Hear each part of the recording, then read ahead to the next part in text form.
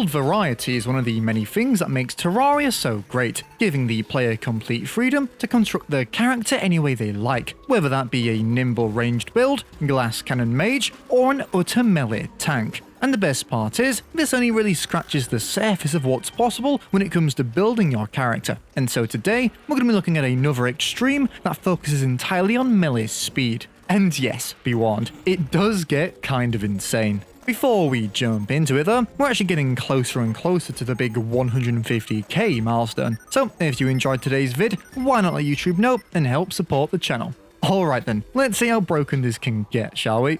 Melee speed is actually one of the more unique stats in Terraria, as it only affects a select number of weapons in a select class. Now, while some projectile-based melee weapons do react extremely well to the stat, Terrorblade, weapons like boomerangs, flails, and throwing knives all receive upgrades to range or velocity instead, making the stat debatably a lot less effective depending on what you pick. Anyway, with that out of the way, let's kick this build off with one of the most important pieces of the puzzle: armor. For the absolute highest possible attack speed obtainable, you're going to want the Monk's Bushy Cap, Shinobi Torso, and Solar Leggings to give you already a whopping 55% attack speed bonus from this set alone. And it's about to get a lot crazier with this assortment of accessories. Basically, we're going to want to repeat as many glove accessories as possible, as they all give a hefty attack speed bonus. However, assuming you are on expert mode, let's start off with the anomaly of the build, the Terrasteel shell.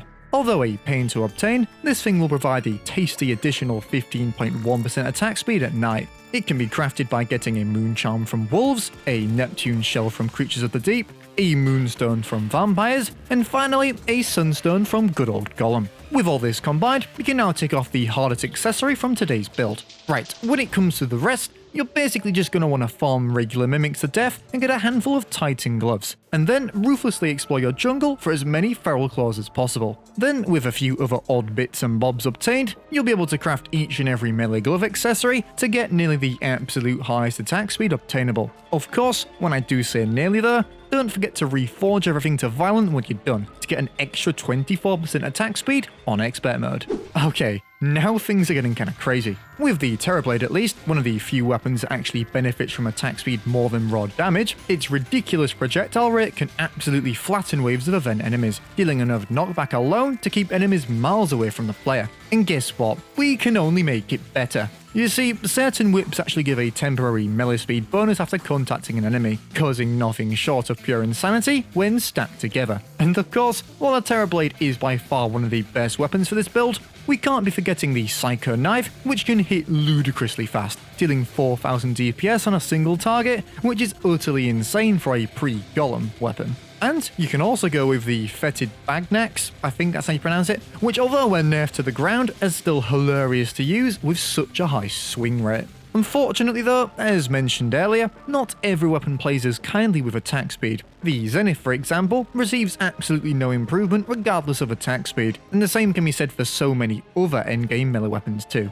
I suppose then, like most extreme builds in Terraria, unless you just want to have some fun, the actual practicalness is a bit iffy. And yes, while it can absolutely take out bosses in frankly hilarious ways with weapons I'd never usually use, I think a more balanced damage and attack speed build will go a lot longer, offering the highest potential DPS. In a way, I'd personally love to see a wider range of melee weapons gain benefits from attack speed. Imagine how awesome it would be to have a rapid-firing flare on, or an insanely fast Shiner Flame knife. I get that balance exists, but I feel like in its current state, stat doesn't get utilised nearly as much as it should. This has been sockrteez, and I'll see you in the next one.